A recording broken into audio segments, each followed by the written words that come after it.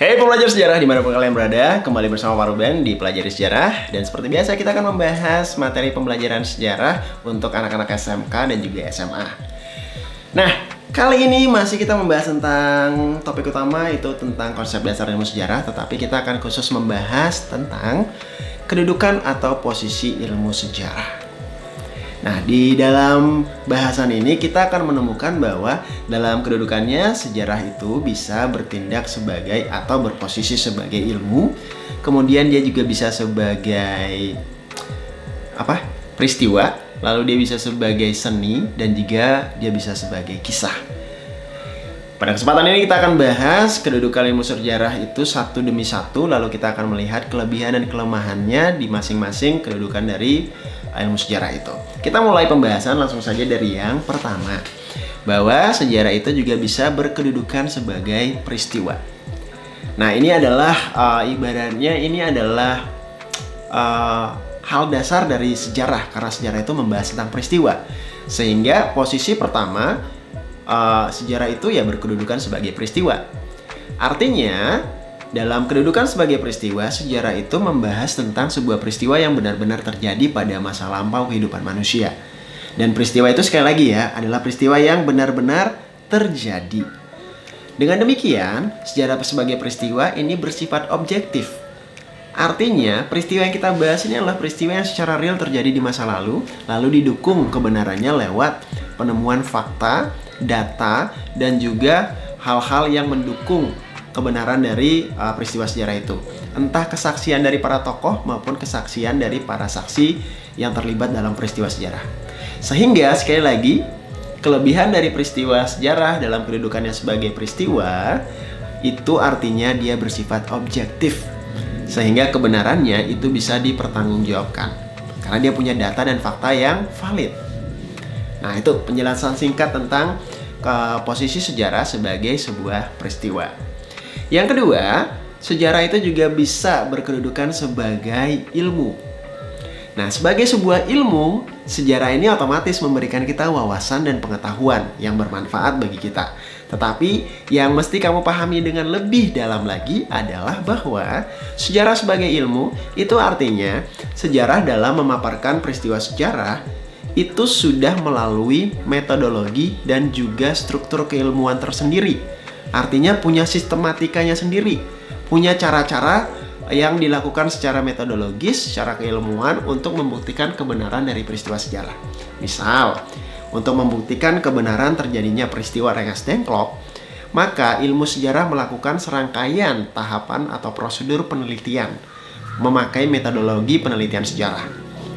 Yang mana kalau kita pelajari penelitian sejarah itu kan ada langkah-langkahnya, heuristik, verifikasi, kemudian interpretasi, dan juga historiografi.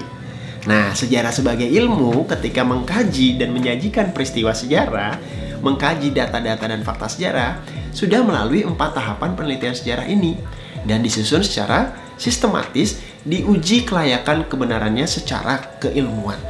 Sehingga sejarah yang berkedudukan sebagai ilmu ini otomatis bersifat objektif, alias benar-benar terjadi demikian adanya, sehingga kebenarannya itu bisa dipertanggungjawabkan karena didukung oleh data-data, sumber-sumber, serta fakta yang valid dan telah melalui metodologi penelitian sesuai dengan kaidah keilmuan. Nah, tuh ya, kita udah bahas 2 hal yang berkaitan dengan posisi atau kedudukan ilmu sejarah, yakni sebagai peristiwa dan juga sebagai ilmu. Masih ada 2 hal lagi yang menjadi posisi atau kedudukan ilmu sejarah.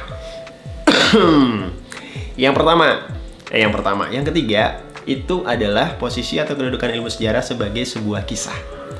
Nah, artinya sejarah di sini sebagai sebuah kisah ya, itu artinya serangkaian peristiwa yang disusun berdasarkan pada ingatan atau memori dari orang yang mengisahkan peristiwa sejarah itu. Jadi sejarah sebagai kisah ini lebih kepada cerita yang dibangun berdasarkan ingatan seseorang. Misal, Pak Ruben mengalami peristiwa peristiwa bom Bali misalnya dulu. berada di daerah dekat terjadinya peristiwa bom Bali. Kemudian Pak Ruben menyampaikan peristiwa bom Bali ini seingat saya terjadinya seperti ini, kondisinya seperti ini. Ketika terjadi, masyarakat kemudian mengalami hal-hal semacam ini. Nah, itu bisa dikatakan sebagai sejarah, sebagai kisah atau cerita. Dibangun narasinya, ceritanya itu dibangun berdasarkan hasil ingatan atau kemampuan memori dari orang yang terlibat dalam peristiwa sejarah. Nah, biasanya juga ya, kalau contoh yang tadi Pak Ruben kasih itu kan contoh kekinian. Kalau kita bawa kepada masa prasejarah atau masa sebelum ditemukannya tulisan, sejarah sebagai kisah ini bakal punya nilai historis yang jauh banget, lama banget. Sehingga kadangkala ya, karena ini kan berkaitan dengan memori dari pengkisahnya, penceritanya, seringkali yang disampaikan itu tidak sama persis dengan kejadian awalnya. Karena disampaikannya secara turun-temurun. Pencerita pertama dengan kedua, ketiga, dan seterusnya pasti punya caranya masing-masing menceritakan. Dan juga mereka juga pasti punya kemampuan mengingat yang berbeda-beda. Sehingga cara mengisahkan mereka yang berbeda, ditunjang dengan memori mereka yang berbeda, akan berpengaruh terhadap keaslian dan juga kebenaran cerita sejarah yang disampaikan. Akibatnya, sejarah dalam kedudukannya sebagai kisah ini sifatnya lebih subjektif, tidak objektif. Dalam artian, kebenarannya masih bersifat blur, masih belum jelas dan tidak bisa kita pertanggungjawabkan seutuhnya. Apalagi kalau tidak didukung oleh bukti tertulis, data-data dan sumber-sumber yang bisa meyakinkan bahwa kisah sejarah itu benar-benar terjadi. Nah, sejarah sebagai kisah ini contohnya nih, kayak legenda, babat, kemudian babat yang nggak ditulisin ya, kemudian kayak dongeng, dan fabel, dan sejenisnya. Itu adalah sejarah sebagai kisah yang lebih kepada arahnya tuh lebih bersifat subjektif dan nilai kebenarannya lebih rendah. Terakhir, ada namanya posisi atau kedudukan sejarah sebagai seni. Ini biasanya dikaitkan dengan estetika dan juga emosi atau perasaan seseorang.